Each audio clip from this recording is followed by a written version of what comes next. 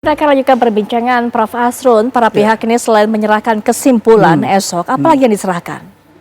Ya, kalau mereka memasukkan tambahan bukti, itu boleh-boleh saja, ya kan? Tetapi kan bukti ini harus disahkan dalam sidang. Kalau tidak disahkan dalam sidang, itu bukan bukti namanya. Ya kan? Itu istilahnya itu apa ya? Pendukung keterangan lah. Tidak punya nilai pembuktian, ya. Dan kemudian ada problem juga kalau kita lihat ikuti secara langsung ya sidang-sidang di MK pada saat Ketua MK mensahkan alat bukti. Ada bukti yang ditulis bukti di daftar bukti, tapi bendanya nggak ada fisiknya, ya kan? Ada bukti ditulis di dalam daftar bukti, tapi lain isinya. Ya. Ada bukti ditulis dalam daftar bukti, tapi tidak dileges. Padahal leges ini adalah syarat untuk mengajukan bukti pengadilan, ya kan? Jadi kelihatannya kerjanya tergesa-gesa ya. Menurut saya ini kerja-kerja yang tidak profesional. Ya, kalau dilakukan secara hati-hati lebih cermat, tidak seperti ini.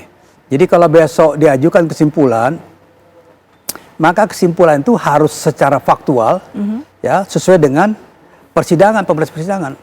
Kalau misalnya keterangan dua Menko dan dua Menteri mengatakan tidak ada politisi bansos, maka semua pihak harus penulis, ya kan? Tidak ada politisi bansos, karena itu fakta persidangan. Kalau dia sanggah, itu tidak ada hak untuk menyanggah, ya kan? Di bansos ya. Karena apa? Karena waktu itu hakim MK yang bertanya, ya kan? Tinggal para pihak memajukan. Kalau dia tidak mau memakai, silakan tidak pakai. Tapi kalau dibilang menteri ini bohong, keterangan menteri bohong, bansos begini harus begini, itu pasti diabaikan MK, ya. Kemudian juga pada saat misalnya bukti ya sesuai dengan bukti. Persoalan Sirekap itu.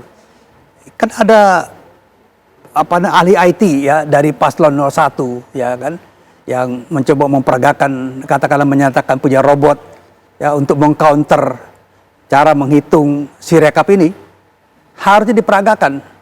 Ya diperagakan di sidang, diperlihatkan pada MK. Laptop aja nggak bawa. Ya kan hanya omong-omong. Ya kan? Kalau hanya omong-omong tanpa ditunjang oleh bukti, itu pembuktian yang tidak sempurna namanya. Bukan pembuktian kalau menurut saya. Ya.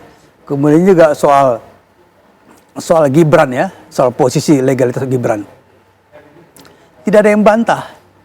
Tidak ada yang bantah misal Anies, pasangan Anies ya, Anies Muhaimin, kemudian Ganjar Mahfud mencabut bersama-sama paslon ya nomor urut dengan paslon 02 Prabowo Gibran. Baik, baik. Itu kan diikuti semua. Tidak ada pada saat itu mengatakan pada KPU ya, kami protes, nggak bisa nih Gibran ini karena legalitasnya nggak ada misalnya, ya kan? Bahwa ini cacat prosedural, cacat macam-macam. Ini kan pengakuan semua. Sehingga barang bukti jika memang ada yang menyerahkan besok tidak akan menjadi bahan pertimbangan oleh hakim juga. Ya itu dia. Kalau pada saat sidang aja dia tidak menyangka kok. Tidak menyangka keterangan bahwa bersama-sama ini paslon 01, 03 bersama-sama dan 02 mencabut nomor dan saling memamerkan. Ini artinya setuju nih, ya kan? Paslon 01, 02, 03 setuju semuanya. Ya, begitu juga ketika berdebat, tampil sama-sama. Ini berdebat nih. Baik. Antara capres dengan capres. Capres 01, 02, 03 saling berdebat. Saling melempar pertanyaan, saling menjawab dan menyanggah. Kalau tidak mengakui eksistensi Gibran sebagai cawapres, jangan debat. Dan ini tidak bisa disanggah dalam pemeriksaan sidang bahwa mereka melakukan acara bersama-sama secara sadar. Baik, Prof. Ya. Kemudian yang lainnya adalah persoalan bansos sudah, kemudian Sirekap sudah, lantas juga status Gibran. Kalau status Gibran dipersoalkan, sama juga dia mempersoalkan menggugat MK, karena melahirkan putusan di MK. Baik, baik. Dan 2 kali diperkuat, 90 dan diperkuat 141. Artinya ini fakta persidangan ini tidak disanggah. Kalau tidak disanggah artinya gugatan Pilpres ini tidak terbukti. Baik, Prof. Game is over. Gitu. Lalu bagaimana kemudian kesimpulan-kesimpulan ini bisa meyakinkan para hakim, bisa menjadi pertimbangan bagi para hakim saat sidang nanti berlangsung? Kesimpulan ini sifatnya tidak wajib, ya kan? Dan baru kali ini dalam pemeriksaan sengketa Pilpres ada kesimpulan, ya kan? Kesimpulan tidak wajib. Kesimpulan ini hanya mengarahkan saja bahwa telah terjadi persidangan begini. Sesuai dengan fakta. Dan hakim itu sudah punya record tuh. Saya ini mantan asisten hakim di MK. Ya, punya pengalaman juga mendrafting latar belakang perkara, ya kan? Latar belakang perkara. Jadi kita sudah mulai tuh. Misalnya keterangan kita buat insert ya, kita buat summary sebagai suatu fakta persidangan. Kita mulai. Tinggal nanti pertimbangan hakim, betul nggak? Dia mengatakan politis bansos, ternyata 4 menteri menyanggah, gugur. Ya, dibilang Sirekap itu bermasalah, ternyata yang menjadi dasar perhitungan penetapan presiden terpilih, wakil presiden terpilih adalah ketetapan KPU berdasarkan perhitungan manual. Artinya 2 ini sudah gagal ya. Artinya tambah lagi misalnya dengan persoalan legalitas Gibran. Sudah terbantah dan mereka tidak membantah. Tidak membantah, 0103 tidak membantah legalitas Gibran di hadapan MK. Artinya tidak men-challenge ya putusan MK. Dia nggak men-challenge. Artinya 3-0 sudah selesai. Satu lagi saya kira ya soal hitung-hitungan. Mereka tidak membuktikan berapa suara mereka ini. Ya kan? Padahal semua partai politik peserta pemilu punya saksi di tiap TPS. Mereka kerahkan saksi. Dan memang tidak komplain ya, tidak ada keluhan, tidak ada pelaporan terhadap kecurangan secara berjenjang. Ini nggak ada. Artinya komponen-komponen gugatan Pilpres itu gagal dibuktikan. Kalau gagal dibuktikan, ya saya kira ya by law ya, demi hukum, maka gugatan Pilpres ditolak MK. Tapi kita masih menunggu putusan MK tanggal 22 karena yang ketok palu itu MK. Dan saya ingin menghimbau pada publik ya, jangan percaya dengan ada yang melemparkan isu bocoran. Ya, ada bocoran putusan MK dilemparkan.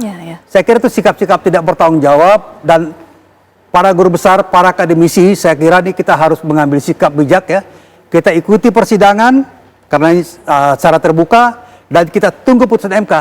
Jangan mengarang-arang, apalagi melemparkan isu ada bocoran. Jadi tukang bocor ini bahaya sekali, tukang bocor ini, ya kan? Melempar isu ada bocoran, tidak akan bocor. Saya berani jamin tidak akan bocor putusan MK ini karena belum dibuat, bagaimana mau bocor ya? Barang yang belum ada kok dibilang bocor. Ini mungkin juga untuk bisa mengedukasi masyarakat adanya jaminan kerahasiaan, dari putusan MK ini. Ini kan main-main karena disorot dan kemudian masing-masing hakim ini punya integritas yang baik, ya kan, belajar dari masa lalu ya, kemudian mengambil sikap harus bisa dipercaya. Dan saya lihat ya, di bawah kepemimpinan Pak Soehartoyo, ketua MK yang baru ini, dia sudah perlihatkan sikap kenegarawanannya. Dia persilakan walaupun tidak ada agenda pemeriksaan atau memberikan keterangan dari 2 Menko dan 2 Menteri, tapi dimasukkan dalam agenda. Tapi dengan catatan ini untuk keperluan pembuktian oleh hakim. Bukan oleh pemohon. Ya, 01, 02 ini, 03 bukan kepentingan hakim dan sudah terpenuhi. Dan tidak ada kisru. Ya, secara diam-diam pihak penggugat ini ya paslon 01, 03 menerima keterangan menteri. Tidak bakal mungkin kalau dia tolak keterangan menteri, dia keluar dari sidang. Kami walk out. Tidak terima nih. Tapi ternyata dia terima juga. Ya kan? Cuman ya namanya orang bertanding, ya kan, untuk menahan malu, ya kan? Masa saya akui, oke lah, kami sudah kalah, nyerahlah, lempar bendera putih. Saya kira nggak seperti itu juga ya. Jadi sampai akhir, besok kesimpulannya itu hanya fakultatif, ya hanya sifatnya sukarela, mau majukan atau tidak, dan hakim tidak terpengaruh pada kesimpulan. Baik, itu hakim yang menjadi tidak terpengaruh kesimpulan, hakim hanya terpengaruh pada pembuktian di persidangan. Baik. Itu harus digarisbawahi dan tidak ada bocoran. Saya berani jamin. Baik, Prof. Hasrun, terima kasih sudah hadir di sini dan juga memberikan pandangannya, edukasi juga kepada masyarakat apa proses lanjutan yang terjadi dalam sidang sengketa hasil Pilpres 2024.